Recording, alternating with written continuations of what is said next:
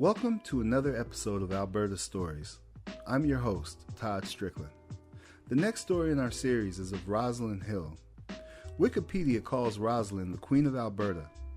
Roslyn took a chance on Alberta at a time when most people avoided the street.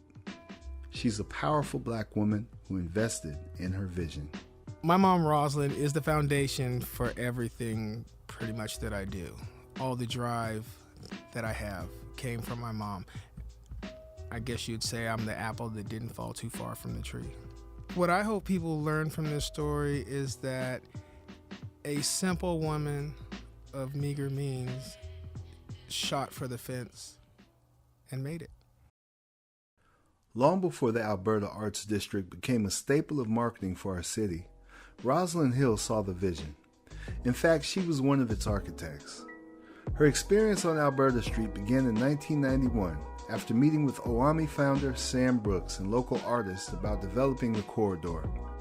At the time, the neighborhood was so infamous that even some of her friends in the community avoided it. Most African Americans didn't feel comfortable. matter of fact, I had friends who lived here that if someone lived on the other side of Alberta Street, they would drive up to MLK and drive around to go, rather than, even if they lived on 15th, they would not drive up 15th and go across Alberta Street.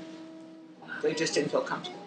Hill wasn't particularly interested in talking, so when the property at 1438 Northeast Alberta Street went up for auction, she snatched it up and got to work refurbishing the inside and developing the garden outside.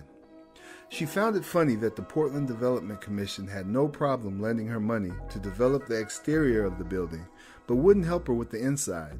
Nonetheless, after finally convincing the PDC to give her a small loan while covering the lion's share of the startup costs with credit cards, she was eventually able to open up Roslyn's Garden Coffee House in the nearby Shades of Color Art Gallery.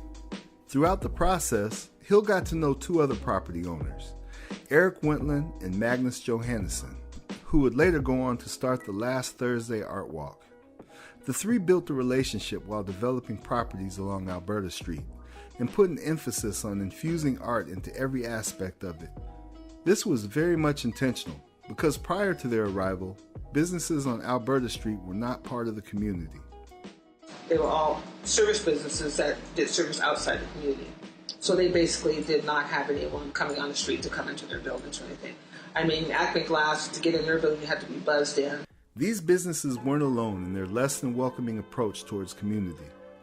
Hill notes that when she got to Alberta Street, the city of Portland had essentially abandoned it.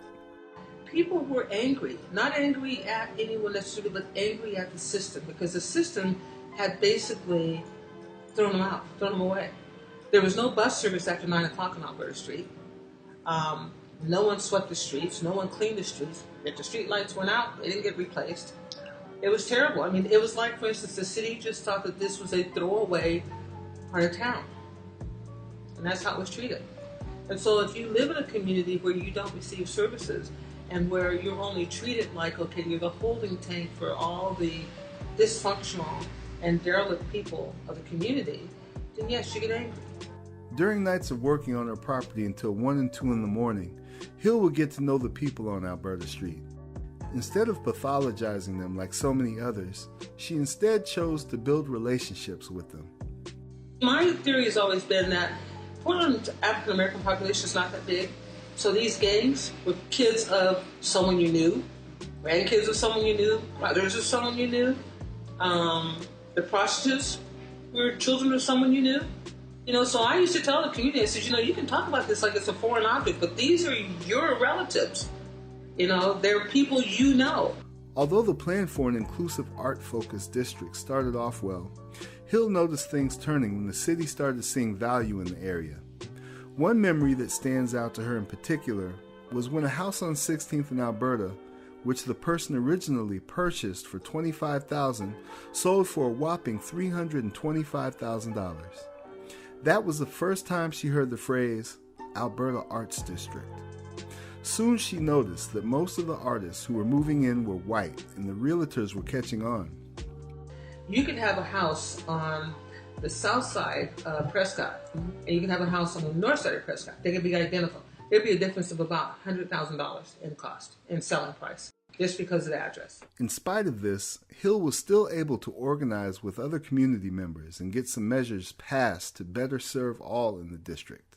Even without the involvement of the neighborhood associations, they successfully petitioned TriMet to run the buses after 9 p.m., put in new streetlights, and extend the urban renewal area from 15th in Alberta to 30th in Alberta.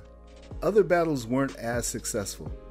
For example, in the early planning days for the last Thursday's Art Walk, Hill wanted to make sure that all the people who would be visiting Alberta Street wouldn't just support vendors who showed up for the event, but also the businesses that actually paid property taxes there and made it all possible. Unfortunately, she wasn't able to ensure the businesses on the street would see any guaranteed money, and it's a complaint from Alberta businesses that persists to this day. Still, in many ways, Hill's vision for using art as a vehicle for community building has been validated. In 2008, she received an Inspire Award from the AARP to go along with a number of local honors. Many, including her Wikipedia page, consider her the Queen of Alberta. While she wishes some things would have gone differently, ultimately, she believes the solution will come back to building community. When you move into a storefront, you get to know your neighbors. When you get to know your neighbors, you care a little bit more about what happens in front of your storefront, what happens to your neighbor, and that's builds community. Because when you do that, then your neighbor does that, then their neighbor does that, so you build community. You don't have to love one another, but you recognize him as a neighbor, and you respect him as an individual. With that, builds community. I think that Alberta Street, the one thing that's really kind of interesting with Alberta Street is divided into 3 different neighborhood associations. So, and they're all different. But still, you need to build community so that you know who you're in the community with. That makes a difference in how your community is perceived and also how you interact with it. This podcast has been brought to you by Diversa in partnership with Alberta Main Street, X-Ray FM, and the Numbers.fm. Diversa creates new worlds to bring forth a larger truth.